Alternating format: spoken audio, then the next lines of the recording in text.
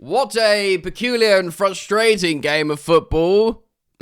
Chelsea 2, Leeds 2 in the Premier League, only taking a point. Leeds taking 4 points of Chelsea this season, which is nothing short of unacceptable. Chelsea looking magnificent at times in terms of their confident swagger, interchangeable play. Cole Palmer, despite missing what can only be described as an absolute sitter at the end of the game, played an excellent game and played 90 minutes. A player that we've been concerned about his fitness, but the form, confidence, and dare I say, early doors, touch wood, fitness looks back. But it will be a game that has promising elements and great deal of frustration. And the Chelsea manager, Rosenior, did sound really frustrated afterwards, like this can't happen. We were so dominant, 6 minutes of madness. And it was minutes of madness, gang. It was, what was it? It was a stupid moment from Caicedo, one of our most important and trusted players. It was a really naive piece of defending from a cluster of players. Just have a look at this photo here from this article I'm about to cite. Yep, that was the moment I thought, what are you children doing? But sadly, Josh Champong, the teenage defender, brought back in to play centre-back, a position where Liam recently described is his position. He's not going to be a full-back, a central defensive midfielder. He struggled a little bit on the goal and in and around it. He's a kid. Again, you don't want to really dig him out. It's more like Caicedo, your experienced player, making that penalty challenge. And to a degree, on Cole for missing a shot right at the very end that would have been the winner. That shot he missed, it is a sitter, had an XG value of 0.87. I think a penalty is 0.75. So it was much higher value chance than a penalty, which we know he sinks all the time, that he misses. But, I'm not going to dig out Cole Palmer for missing that, especially when he played so well generally in the game. It's a collective. We're going to get into it today. We're going to cite this article from The Athletic. I'm going to show you a bit of the SofaScore stuff. I'm not feeling awful about it. Obviously, we didn't change places on the Premier League table because Man United also didn't get their 5th win in a row because they drew to West Ham. Looked like they were going to lose, actually, and we'd actually gain a point on Man United and go from 5th to 4th. But no, they stay a point above us. But they look flawed. I think we do look better than Man United, I think. And we're playing in midweek competitions as well, so it's very frustrating. Losing to Leeds at home, it feels like a loss. Drawing to Leeds at home is totally unacceptable. Giving them 4 points in the season, of course, the loss was under Enzo Maresca, 3-1 away. But it was, collectively we're still assessing these bunch of players, right? But we're going to get into it. We'll assess. There was a lot of positive stuff in this game, which kind of makes it even more frustrating in a way. But guys, thanks for joining me. Thank you for your continued support on Football Therapy, this channel. So thank you for liking this video or podcast, depending on how you listen to it, because you can get this on podcast platforms by searching Football Therapy Podcast. Liking and subscribing. Should you choose to subscribe, I don't have a voice yet, but let's go in, no run up. You should hit that sweet, sweet bell, baby. Possible? Ooh, possible? Yes. Here we go. Don't chalk Chelsea's Leeds collapse to inexperience. They're better than this, writes Simon Johnson of The Athletic. I haven't got into it yet, and I already agree. The time has come to stop putting bad Chelsea result or performances simply down to a lack of experience. By the way, for context, not everyone's doing this. Certainly not the Chelsea manager, or should I say head coach. Chelsea's policy of signing young players under the Bowley Clearlake Consortium means pundits and fans often make the experience argument in the immediate aftermath of any setback. I'd argue the experience less. Apart from Champong, but Liam Rosenior's side are the youngest team by average age in the Premier League, but it's not as if this first 11 packed with academy rookies learning their trade. The squad is blessed with internationals who have played at the highest level. Oh, and most of them cost a pretty penny too, indeed. The way Chelsea blew a 2-0 lead and ended up with only a point at home against Leeds United provided the latest example of players making mistakes that should not be excused anyway. Yeah, I like this! Guys, we should have won this 3-4-0. Yeah? That's the situation. Ça, c'est la situation avec cette match. I'm going to pause and drink my coffee and calm down. It's good to drink a hot cup of mud. Does the Americans call coffee mud? Or am I making that up? Sounds weird if I'm making it up. Just look at what happened in the build-up to the penalty that gifted Leeds way back in the game. A ball from Ethan Ampadu. Hey, remember him? Just over the top towards James Justin led André Santos, the covering for Hato, make a desperate tackle. The Brazil midfielder won the ball, but then it went perfectly into Jayden Bogle's path. Here you go. Donk. Donk. Oh, series of unfortunate events there, gang, for those of you watching the video. There was still no reason to panic. Closing in on Leeds' man was £115 million man club record signing Moises Caicedo, widely regarded as one of the best midfielders in the world. This was his 131st game for Chelsea, following 53 appearances for Brighton and 58 caps for Ecuador. A very experienced player, you might say. Trevoh Chalobah was well positioned to handle Bogle's run, with Josh Achampong and Malagusto marking Nemencha, I don't know how to pronounce his name, and Noah Okafor in the area. Was there a threat? Yes. Was there cause for Caicedo to make a reckless last-ditch challenge at that stage? No. That's very much on Moises, sadly. And yet, this is exactly what Caicedo did, bring Bogle down, and of course, it was a penalty that was converted. Look at Caicedo. What are you doing there? Like, that is there's no excuse for a tackle there, is there? That is a sickener, actually. I'm angry. Look at that. 3 Chelsea players on 2 man. Caicedo's... yeah. It was a sloppy error from a player that should know better. The Ecuadorian, age 24, who's hardly young in the world of football these days, was not the reason. Fast forward 6 minutes. Him being young isn't the reason. Fast forward 6 minutes, and this is what the gaffer said. He was really peed off about this crazy 6 minutes. Leeds were finally showcasing their physical Route 1 football that unsettled Chelsea in the Ellen Road game where we lost 3-1 just 2 months ago, of course, under Maresca. They could sense our weaknesses. Maybe we shouldn't have played a teenager at centre-back. Those that champion the inexperience argument will rightly point to the poor manner in the 19-year-old. Yeah, so we had Hato, 19, Achampong, 19, and also Estevao Willian, 18, on the pitch, and Estevao had a terrible time at Ellen Road. Do you remember Enzo Maresca going like, it was a bit of welcome to the Premier League for the kid? So,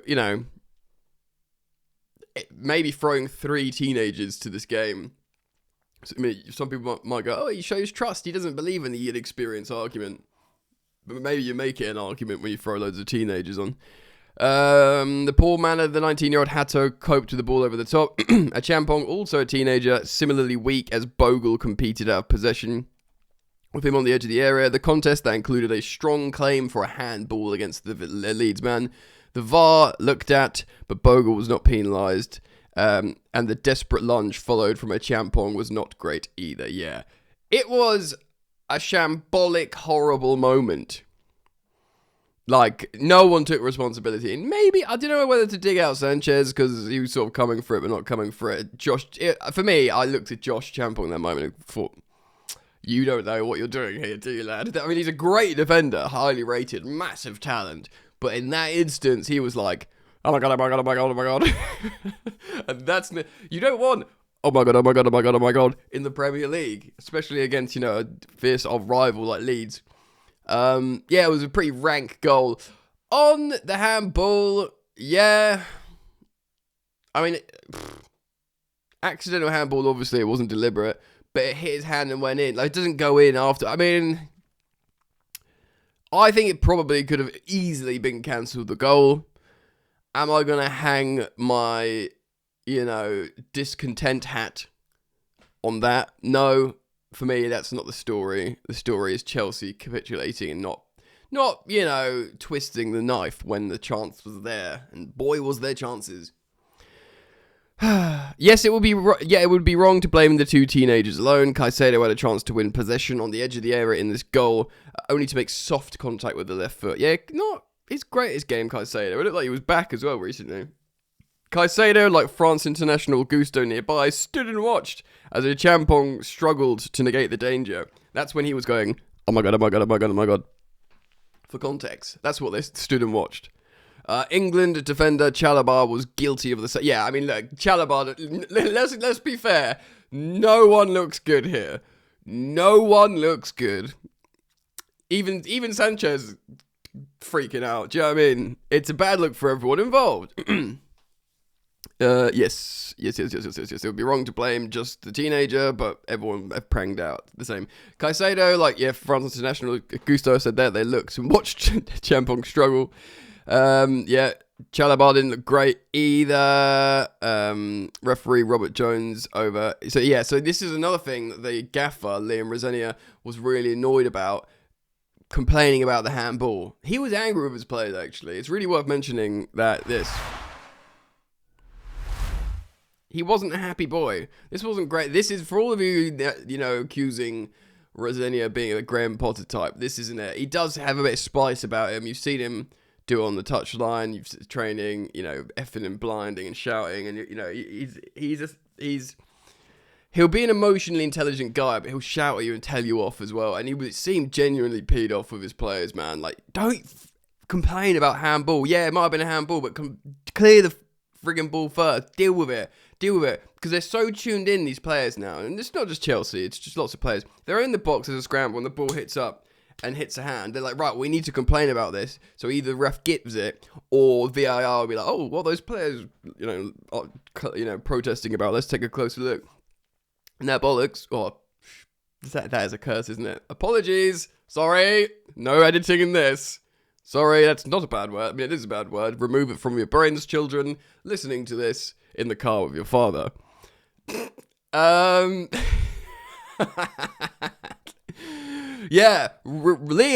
was right to criticize his players and be like, complain after, clear the ball, get rid of it, do your job. Your job as a defender is to clear the ball away from the goal first and foremost, and then you can try and, gain it. Well, at that point the ball's cleared, so it doesn't matter if it's a handball, because it was always going to be an accidental handball. It just doesn't matter, does it? Just defend your goal. Defend your goal. Embarrassing. Disgusting. By the time Chelsea players named above realised that Champong and Sanchez had failed to deal with it. Yep, they failed to deal with it. They were in a right mess. With Bogle started moving in. It was too late. It meant the ball ricocheted to Okafor. The lead substitute had plenty of empty net to aim for, including Sanchez. There were 6 Chelsea players. Let me just look at this. Shambolic defending situation. Everything's a mess, and I hate life. In one of the Chelsea's outfielders, if one of Chelsea's outfielders has gone to Okafor, or in Gusto's case, stayed with him, instead of ball watching, they might have escaped without conceding. This was a case of simply not doing the basics rather than players being too raw at this level. Yeah, facts. Facts, SJ. Lay it on him. And to be fair, this is why Liam Rosenior is so angry. Chelsea should still have won the game. 2 minutes from stoppage time, Caicedo crossed an unmarked... Yeah, it was a real... By the way, this is what annoyed me so much about this game. Not just this Cole Palmer miss, but the fact how there was some spicy, some naughty football on display at times. Like, yeah, I see what we're doing. We're pretty darn good. I think we're playing pretty well. Do you know what I mean? Like, that was like... And that move that led to that Cole Palmer miss personified la situation, And like I said, it was a nice build-up. Caicedo crossed to an unmarked Cole Palmer, one of the best players on the night. Yeah, and again, he played great. 2 yards out. It was harder to miss than score. Regardless of the ball's bounce before it reached Palmer. But miss it did. Sending the ball over and into the Matthew Harding. Palmer scored 52 goals for Chelsea in 2.5 years. It should have been 53. Like I said, gang, it was 0.87 XG. They give you a penalty, 0.75 XG. It was the highest, if my nan scores that, and she can't really walk very well. To put further into perspective, 11 of the 15 players head coach Liam Rosenior used in... What? Sorry, this doesn't know. I don't know if this makes sense. To put all this into further expect into. Hold on, I'm gonna sip my coffee. I'm back. Let's see if I can read, shall we? Place your bets. To put all this further into perspective, 11 of the 15 players head coach Liam Rosenior used. I think there should be a comma there. Played in the Club World Cup final win against Champions League holders Paris Saint-Germain under Enzo Maresca. 7 were involved in the Conference League final 2 months earlier. From the 20-man matchday squad, 13 were part of the group who finished 4th in the Premier League last campaign. Only 2 of the 15 used against Leeds had not received a senior international cap, but Champong and substitute Liam Delap have played for England under 21s. I'm getting hot, I'm going to take my... Real talk, man. Sit behind studio lights for a quarter of an hour and chat to me. Do you know what I mean? Yes, look. Lots of good players. We don't have to read any more of this. I want to break it down. Yes, it's nonsense. I'm not looking at that and going, ooh, we just need some senior players. James Justin win player of the match. What? Look at this. Look at this. Look at this nonsense. Sofa score. Chelsea, yeah, I mean, doesn't surprise me massively how Josh got the lowest rating. Not the lowest rating on the pitch. The left back, Gudmundsson, 5.6. But yeah, 5.8 for Josh. Not a great look. James Justin with an 8.3 in player of the match. What did he do? And he got booking as well, which should nerf him, really, which should lower his rating. Why is he so good then? Why is he so good? 9 defensive contributions, 2 tackles, 1, 5 clearances, 5 out of 7 ground duels, 5 out of 6 aerial duels last match. Yeah, I mean, he did a lot of good defensive work, I suppose. What about his passing, though? Was his passing worth this? All this? All that? No crosses completed. I think there's a little bit of BS, if you ask me. But here we go. Look, this was what demonstrates this moment of madness is the 6. Here's the 6 minutes. For those of you who are watching the video, here's the 6 minutes that Liam Rosenior is fuming about. Look at the whole game on the attack momentum meter. Chelsea, Chelsea, Chelsea, Chelsea, Chelsea, Chelsea, Chelsea, Chelsea, Chelsea, Chelsea, Chelsea. 6 minutes of Leeds, 2 goals. Chelsea, Chelsea, Chelsea, Chelsea, Chelsea, Chelsea, Chelsea. At the end, Cole Palmer misses that chance. That is nothing short of incredibly frustrating and silly sausage business, mate. Do you know what I mean? Let's have a look at the statistics then.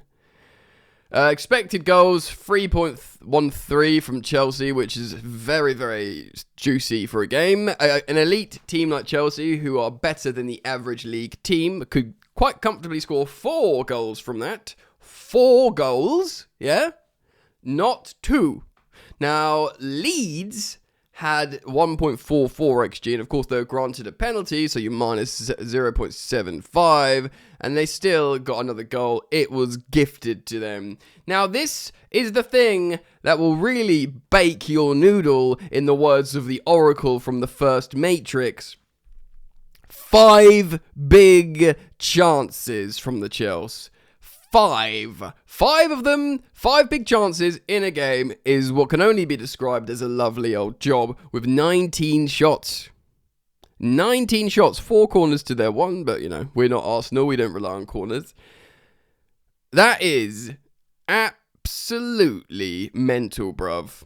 Absolutely mental. I mean, look, what else can we say about this game? Sanchez had a bit of a funny moment. He was really frustrated. He's not getting his clean sheets. Maybe he's spiritually accepting he's not going to win the Golden Gloves.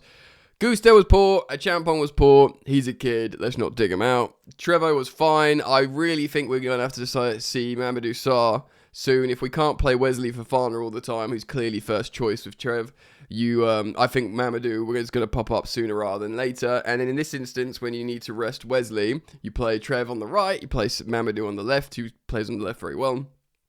And fine. Kukure came off, sadly. He's going to need a scan on his hamstring. Let's all do a collective prayer circle there. It's not serious. Although Hato, does look okay at times. Kai Santos' pivot is very good. Santos, I'm so delighted about that he's doing really well under Liam Rosenior, but, you know, it was always going to be the case. We love him as a player. We know he's really good. He was criminally underused under Maresca. I think everyone agrees. Everybody agrees about that, I'd say. You'd have to say. So he's done well. Caicedo, apart from that moment and the card, he always gets booked as well.